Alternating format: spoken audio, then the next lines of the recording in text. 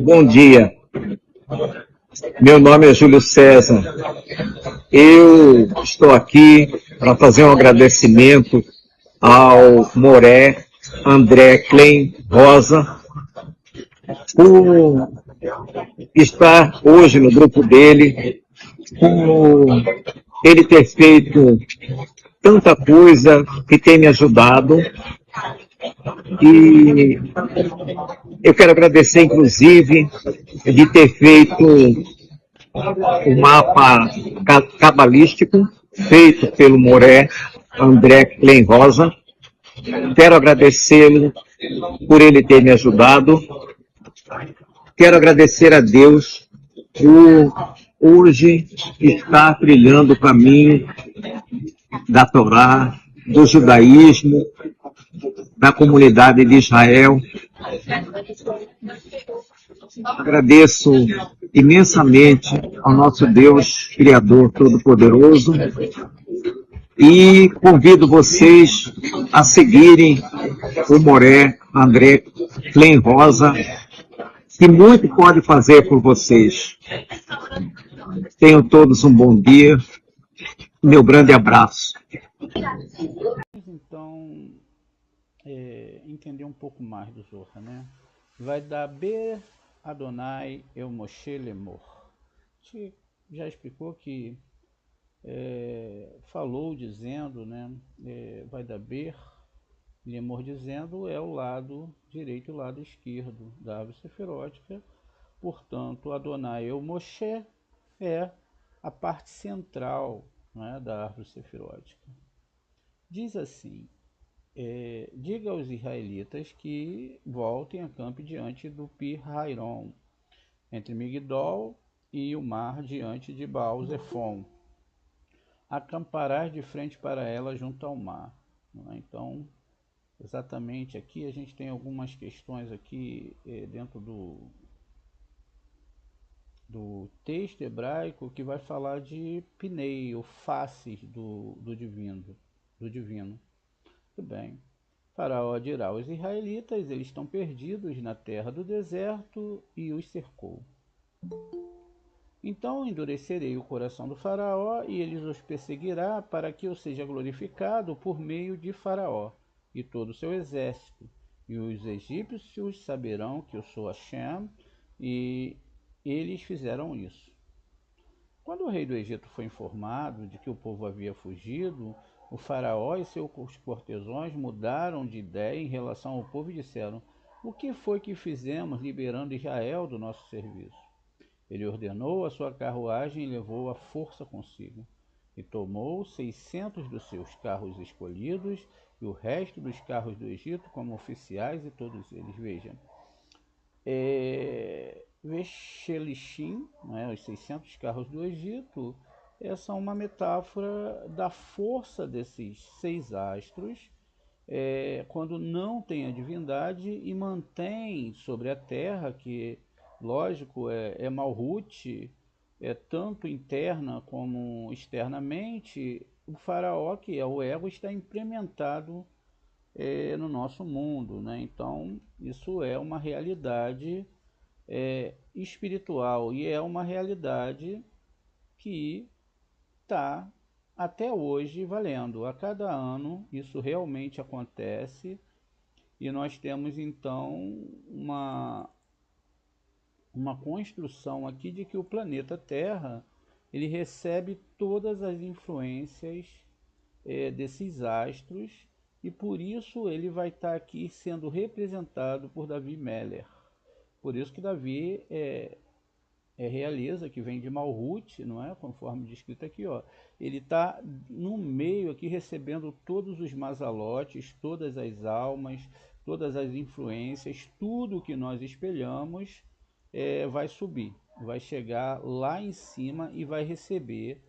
Cada ser humano não vai poder receber nem mais e nem menos daquilo que ele produziu em relação à Torá.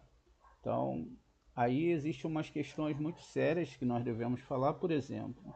Muitas pessoas se salientam por dentro da religião e eles querem sucesso, querem serem ricos, mas na verdade a gente vê que isso é algo natural no nosso mundo, independente da religião da pessoa, da nacionalidade.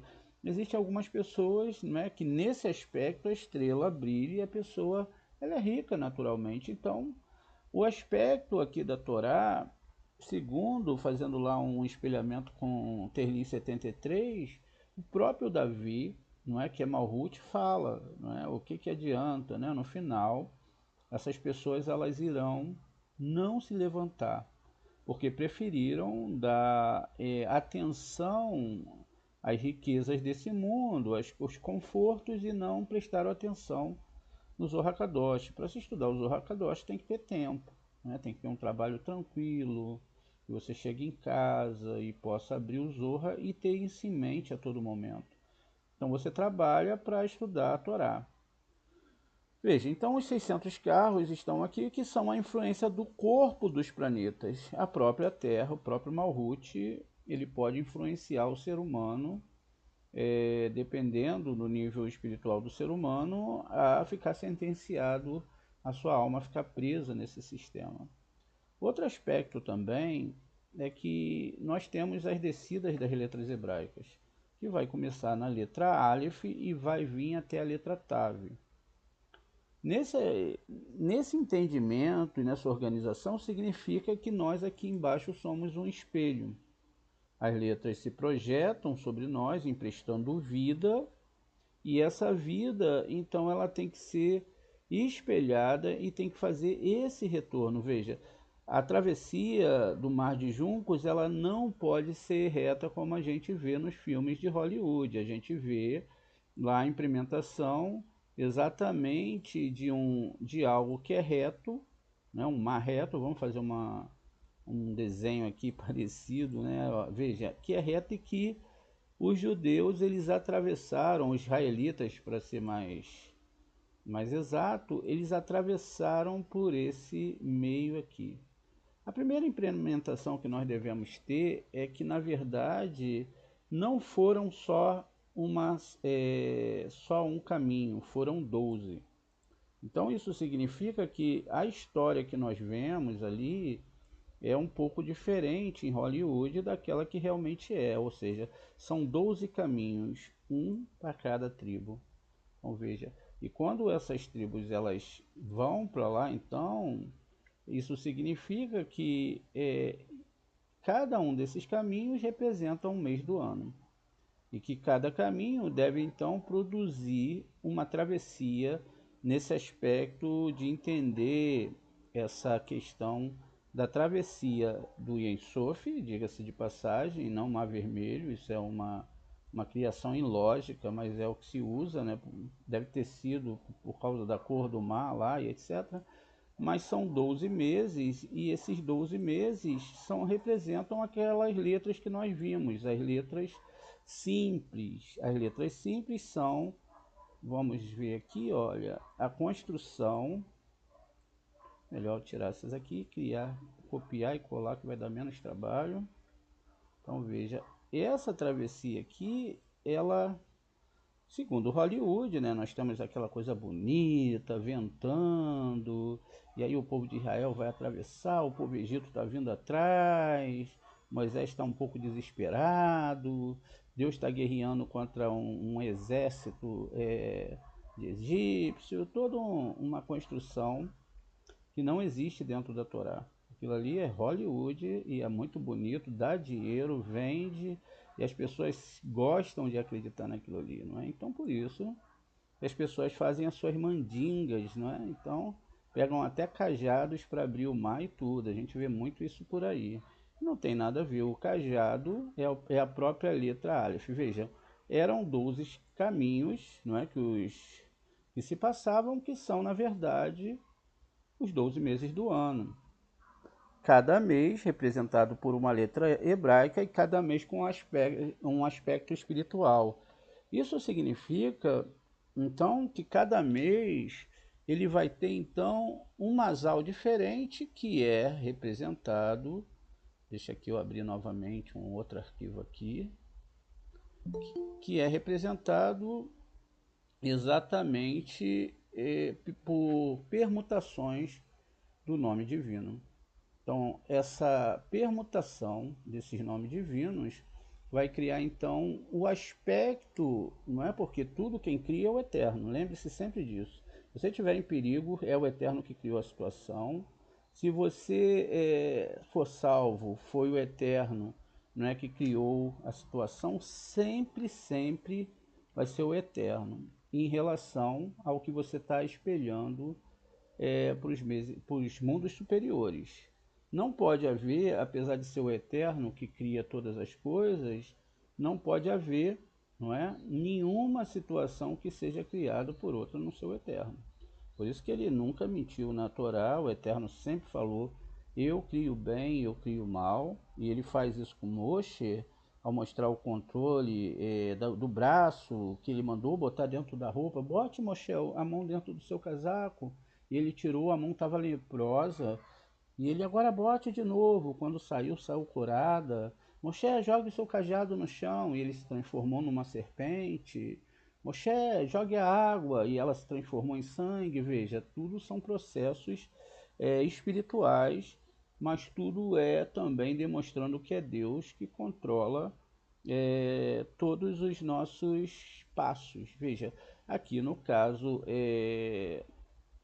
do mês de Nissan, não é? Que o tetragrama ele está organizadinho e ele vai estar aqui com alguns aspectos sefiróticos, não é? Então, esses aspectos sefiróticos que são representados por essa, diga-se de passagem, por essas letras hebraicas e esses sinais maçoréticos. Então, é costume se meditar nessas letras, no Dalet e no Re, porque o Dalet vai tirar o peso do Masal da questão ali do planeta, ou seja, ele vai contrapor o Masal que ele tem contra você, e veja, é isso que é a travessia do Mar Vermelho, ou do Mar de Juncos. A gente até acostuma falar Mar Vermelho, né? Tanto tempo falando que a gente nem fala o certo. Veja, então a cada mês, olha, cada mês vai ter um nome sagrado e você medita nesse nome sagrado. O próximo mês, ó, Pei, e aqui a gente vai ter a letra Vav do touro, então é Vênus e touro. Então cada um desses aspectos do planeta vão gerar 12 travessias do mar. A cada travessia a gente vai ter uma organização, veja, e também vamos ter sinais aqui que representam, não esse sistema. Por exemplo, a gente já viu em outra aula, não é, que a gente tem aspectos sefiróticos sendo dito aí. Veja, aqui o Patá ele vai representar Rorimá, que é logo aquela sefirote ali onde a gente tem abaixo de Keter do lado direito, que representa Adão, não é? Então, esse Patá representa isso, e aqui o Irique ele vai representar a sefirote de Netza. Veja, então são sistemas espirituais sefiróticos. Aqui eu já tenho Gevurah. Veja, essa Gevurah está sobre a letra Vav. Veja, os 600 carros do faraó, que a gente acabou de ver. A letra Vav representa esse sistema astral. E temos a letra Re aqui final, exatamente com um ponto aqui, um Kamatz, né? E o Kamatz vai representar Keter. Então a gente tem algumas sefirotes envolvidas aqui. Muito bem. Perceba então que durante essa travessia eu vou precisar de armas e ferramentas para fazer a travessia corretamente, que são as meditações dentro dos 12 nomes sagrados. Esses 12 nomes sagrados são, na verdade, o próprio tetragrama sendo permutado com as suas próprias letras e horas o Vav vai para frente, vai um Re, um Yud, mas nenhum deles se repete. Sempre existem essas duas formas de permutação desse tetragrama sagrado e não mais. Muito bem, vamos então voltar aqui à nossa construção dos 12 meses. Então, esses 12 meses que são construídos, eles são a travessia que cada uma das tribos atravessaria, que é exatamente uma letra simples. A ideia é, então, muito diferente do que se imagina, porque quando se atravessa para o outro lado, ou seja, em Sof, que é o mundo onde vive o Eterno, ou seja, além do além, enfim, que nós nem podemos imaginar, porque como criaturas não temos essa capacidade, então Deus criou as letras hebraicas para que ele pudesse se comunicar conosco. E essas letras hebraicas, elas fariam um papel de subir até ele e voltar. Então a ideia aqui é que o mar ele não foi atravessado reto, mas ele foi atravessado, não é? Onde eu vou espelhar, lógico, pelo lado direito, o lado da Torá, não pode ser pelo lado esquerdo, espelho para cima, porque a minha recepção ou doação em cima dos ensinamentos da Kabbalah, e aí a ideia é que a questão volte, veja, a subida pela letra Beit, e aí é a questão que vai voltar para mim. Se eu não entendo a Cabala ainda, não entendo todo esse sistema, o que vai acontecer? Vamos continuar lendo o texto aqui, ó. O ego, não é? Isso aqui tudo são egos. Inclusive, as 600, essas sefirotes, esses planetas têm internamente. Ou seja, o meu ego, o meu desejo de coisas para mim mesmo nesse mundo, sem ter um amor verdadeiro pelo meu próximo, vai fazer com que eu deseje receber tudo e me aproveite do meu próximo para que eu possa ficar rico, sei lá o que. Enfim, a gente vê tanta coisa por aí, mas também não é para a gente fazer Lashon Hará, deixa cada um no seu masal, a gente só está tentando mostrar para vocês aqui. O Senhor endureceu o coração do faraó, rei do Egito, e ele perseguiu os israelitas. Enquanto os israelitas partiram desafiadoramente, ou seja, o desejo da doação, ele estava fugindo do poder da recepção. Os desejos perseguiram todos os cavalos do carro do faraó, seus cavaleiros e seus guerreiros alcançaram acampados à beira-mar, perto de Pi-Haiot, né, que é Baal-Zafon. Então aqui mais ou menos a gente tem a questão das leis divinas sendo implementada. Então continua aqui. À medida que o faraó se aproximava, os israelitas avistaram os egípcios avançando sobre ele. Muito assustado, os israelitas chamaram por Adonai. E eles disseram a Moisés: foi por falta de sepultura no Egito que você nos trouxe para morrer no deserto? O que você fez conosco, o tirano no Egito?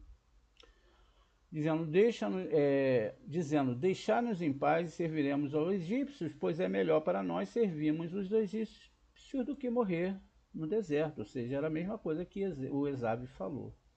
E aí aqui está uma grande ideia do que é servir a Torá e não servir a Torá. Mas Moisés disse ao povo: não tenham medo, aguarde as testemunhas e testemunhe a libertação de Adonai. Ele vai operar, não é? Você hoje, pois os egípcios que você vê hoje, vocês nunca mais verá. Ou seja, esse desejo de recepção, esse ego que você tem hoje, se você conseguir implementar os estudos da Kabbalah, da Torá, você nunca mais vai vê-los. Muito bem. O Senhor disse: Moisés, por que você chama a mim? Diga aos israelitas para seguirem em frente.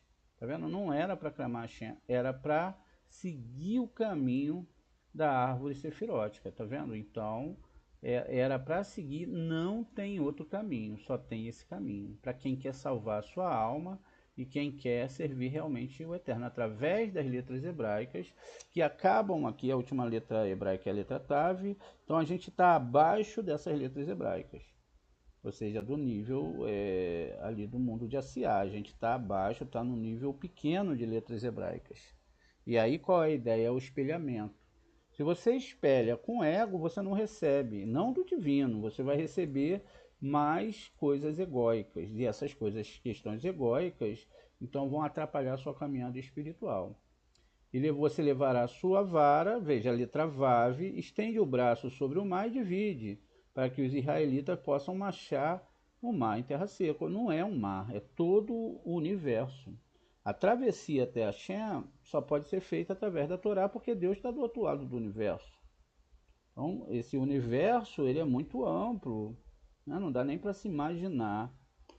E diz ainda que ele endurecerá o coração do ego dos egípcios. Isso vai acontecer na vida de todos aqueles que vão querer se implementar pelo estudo da Kabbalah, para que o sigam, e eu serei glorificado em Faraó e todos os seus guerreiros nos seus carros e nos seus cavaleiros.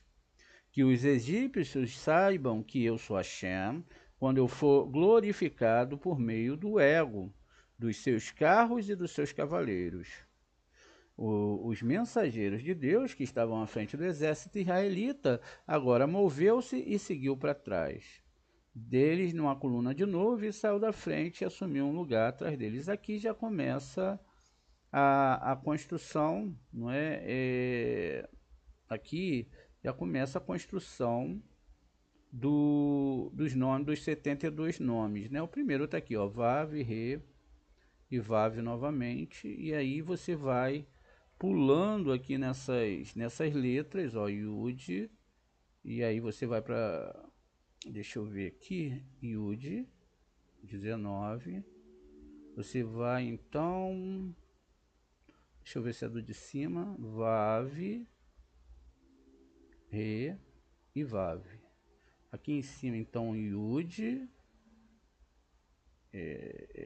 Yud não é, é o Lamed. Eu não estou sabendo ver aqui agora em qual parte está aqui, justamente porque esse negócio aqui, quando está traduzido, muda aqui as questões, mas tem essa aula lá no nosso canal. Os egípcios o perseguiram no mar com todos os cavalos, carros e cavaleiros do faraó. Na vigília da manhã, veja, era de madrugada, Adonai olhou para os exércitos egípcios, deu uma coluna de fogo e nuvem e deixou os exércitos egípcios em pânico. Deus travou as rodas de seus carros para que avançassem com dificuldade. Veja, o que são as rodas? São os planetas, ou seja, a força do corpo do planeta sobre a vida do cabalista. E os egípcios então falaram: fujamos dos israelitas, fujamos, ó, o ego disse, fujamos da doação, porque Adonai está lutando por eles contra o Egito. Então Hashem disse a Moshe: estende o braço sobre o mar, para que a água voltem sobre os egípcios e sobre seus carros, e cubram seus cavaleiros. Moisés estendeu o braço sobre o mar, e ao amanhecer o mar voltou ao seu estado normal, e os egípcios, o ego fugiu ao se aproximar do mar e lançou os egípcios no mar. As águas voltaram, cobriram os carros e os cavaleiros e todo o exército do faraó que os seguiu, mas nenhum deles permaneceu. Mas os israelitas marcharam através do mar em terra seca, a água formando um muro para eles à sua direita e à sua esquerda. Muito bem. Assim, naquele dia, Adonai libertou Israel dos egípcios, e Israel viu os egípcios mortos nas costas do mar.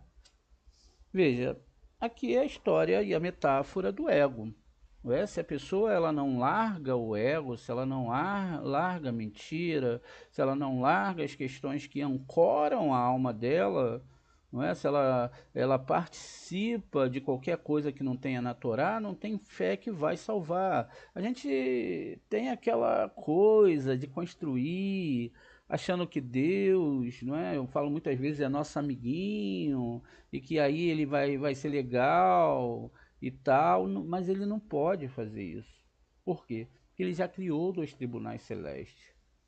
E aí existe, né, toda essa questão aí do nosso ego esconder as coisas, e a gente acha que vai, sabe, porque o fulano de tal tá vendo que eu estou bem, que agora eu estou seguindo uma religião, ou que agora eu estou mudado, mas Deus sabe de todo o nosso interior. Ele sabe de tudo. Inclusive foi ele que escreveu a história, ele que manda os pensamentos e ele que te testa nessas coisas. Então ele não quer saber se você, se a gente, né? Veja, no caso de Moshe, ele não quer saber se a gente vai rezar e etc. Não, marche em frente, ou seja, conserta suas mamidotes, conserte o seu ego. Na verdade, Deus está falando pra gente, desculpa, a palavra vai ser pesada, toma vergonha na cara. Deixa de ser menino ou menina e brincar com o eterno. Não dá. Muda logo enquanto dá. Não, não é uma festinha. Não é comer pão sem fermento. É mudar realmente, é querer realmente. O quanto é difícil, cada um tem que saber do seu masal. Mas a ideia aqui do peso é uma coisa muito séria, veja. E se não fizer, Moré? Morre. Pode reencarnar e pode não reencarnar, morre. Porque os tribunais já são montados, são coisas sérias. Imagina se a gente chega aqui no nosso plano, existem crimes graves aí chega lá, vai lá para o juiz, os juízes são pessoas seríssimas, pelo menos é o que tem que ser. Talvez tenha uns que não são, mas a gente está fazendo uma metáfora na Constituição aqui. Então chega lá pro juiz, aí juiz, qual é? Você é meu amigo de infância, pô, você pode quebrar tal lei aí não? Dá um jeitinho pra mim. Poxa, eu te amo, cara. A gente tem aquela amizade, sabe? Lembra quando a gente jogava bola? Não é? Não vai rolar, meu amigo. O juiz, ele tem uma responsabilidade ali, ele vai, ó, tantos anos, meu querido, eu te amo muito, mas tchau. Não adianta, não tem pra onde correr. Jonas tentou fazer isso também no mar, lembra? Ele estava com um barco no mar, foi jogado dentro do mar. De uma certa forma, ele foi submergido por esse mar, até que ele pediu clemência a Deus e voltou. Eu falo para vocês, veja, a coisa é muito séria. Não dá para ficar brincando, como eu digo, de Playmobil, não é? Não dá para ficar brincando. Então veja só. Por exemplo, tem as pessoas que falam assim: eu vou errar a última vez. É a última vez que eu vou pecar, não vou pecar mais. Vai para o seu masal. E pode não deixar você entender a Torá de uma forma adequada. Então pare hoje com as coisas do ego, mentira, sabe, falta de amor ao próximo, ou pelo menos tente começar a construir. Veja, então as letras elas são configuradas para isso. Você espelha aqui de baixo e volta a bênção. Se você não conseguir espelhar aqui de baixo, você vai ficar num ciclo da árvore aqui de baixo. Ó. Você não passa, quer dizer, só na árvore de shadings. O que são shadings, Moré? São demônios. Demônios ligados à recepção. Então, quando a gente vê aqueles grandes milagreiros, ficam, venha receber, vem aqui que você vai ser feliz, vem aqui, não, esquece esse negócio de masal, que alguém já pagou por você. Tá aqui, ó, a árvore, não é? A árvore de demônios. Não compreendeu ainda a doação, não compreendeu a seriedade dessa Torá, não compreendeu como que isso aqui é seríssimo, não dá para brincar e tá brincando. E aí, ó, tá aqui dentro, ó, não passa, não adianta, tá vendo? Não adianta. Então, se não passa, significa que o egípcio aqui vai fazer o quê? Vai morrer. E aí tem as implementações dos guerrinões, que vão ser para limpeza ou até mesmo para que a pessoa não se levante mais de lá. Muito bem. É, essa é a primeira implementação daqui. Vamos dar uma olhada agora, uma lida no Zohar Kadosh, para a gente iluminar um pouco tudo isso, né? Agora a gente vai falar um pouquinho por que tinha que ser meia-noite. Qual a hora, Moré, que a Páscoa funciona? Páscoa é feita a partir da meia-noite. As pessoas fazem Páscoa à noite porque tem toda aquela questão de querer fazer em sinagoga, todo mundo junto, etc. Já existe um erro aí.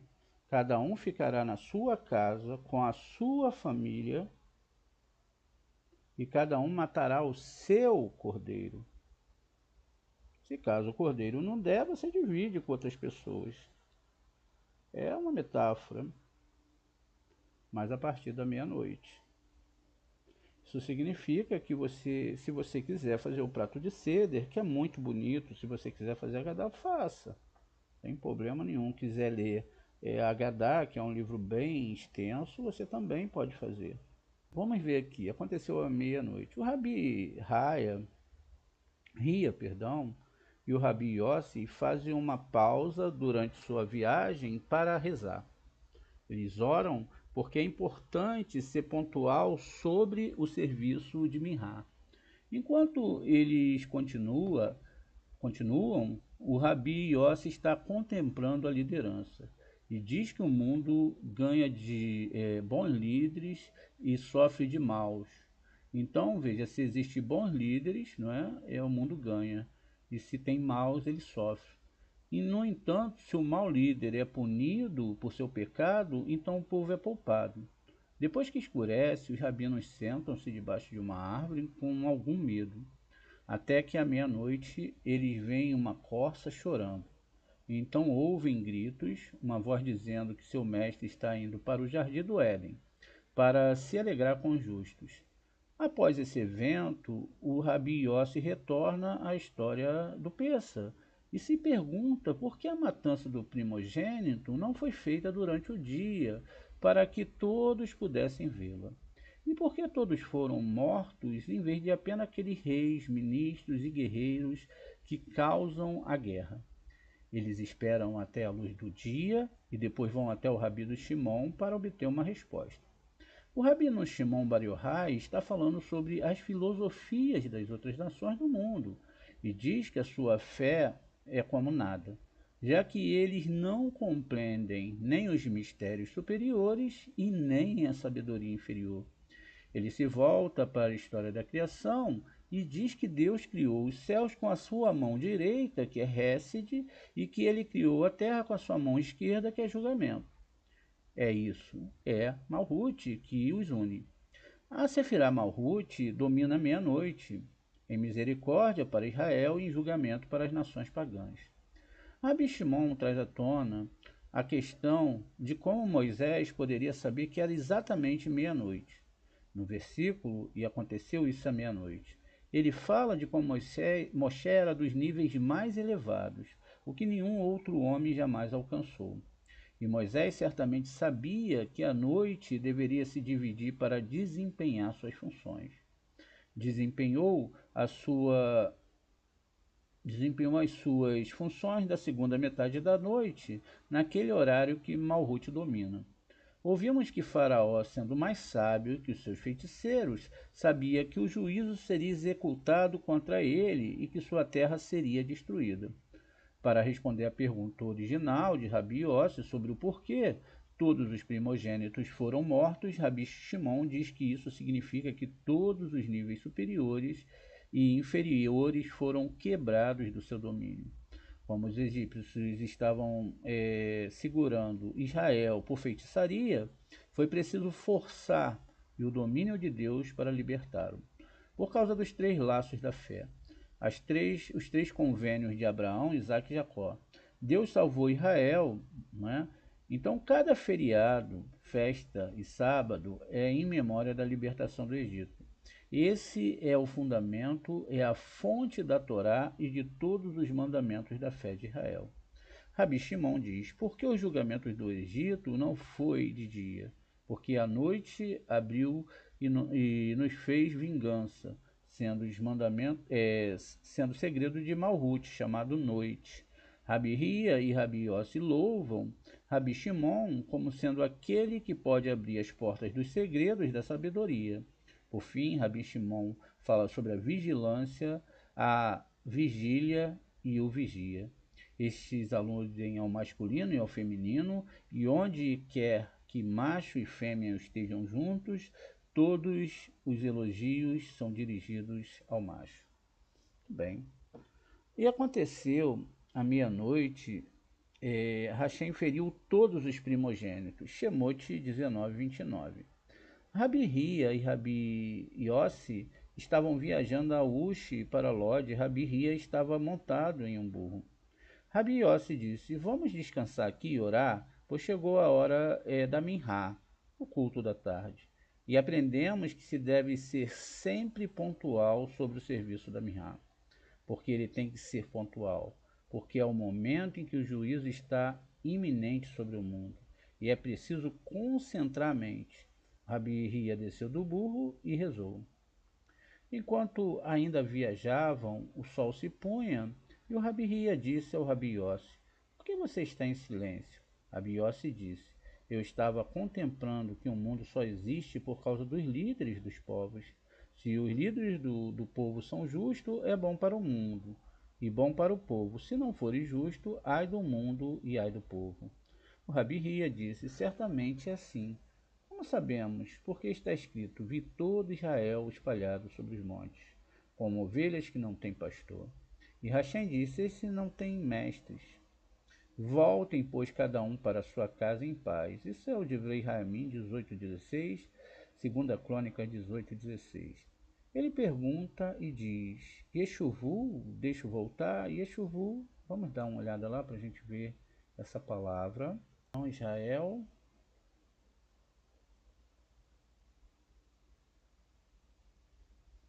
Achamos aqui a palavra Yashuvu, um Yud, um Shin, um Vav, um Bei, um Veit e um outro Vav. Então vamos continuar então a leitura. Então ele pergunta por que está escrito Yashuvu, deixe-os voltar, quando deveria dizer Ieshevu, deixe-os sentar. E da mesma forma, para a sua casa, deveria dizer em sua casa, pois o povo estava em sua morada. E para onde eles deveriam voltar? Ele responde: Mas foi isso que aprendemos. Se o líder do povo não é digno em seus atos, o povo é pego em seu pecado, de onde sabemos pelas palavras. E Davi falou: Eis que peguei e fiz perversamente, mas essas ovelhas o que fizeram? 2 Samuel 24:17. Então Davi pecou e Israel sofreu. Se o chefe do povo é pego em seu pecado, então o povo é poupado, pois o juízo não habita mais sobre eles, como diz a passagem. E Hashem disse: Esse não tem mestre, o que significa que não há líderes para o povo, porque Ahabe foi morto. Portanto, que eles devolvam, pois cada um a sua casa em paz, do caminho, e ainda que o julgamento os tenha conduzido neste caminho, desde que seu líder for morto e preso em seu pecado, né, em seu pensamento, sei lá, voltem em paz. Todos são salvos e seu líder foi pego.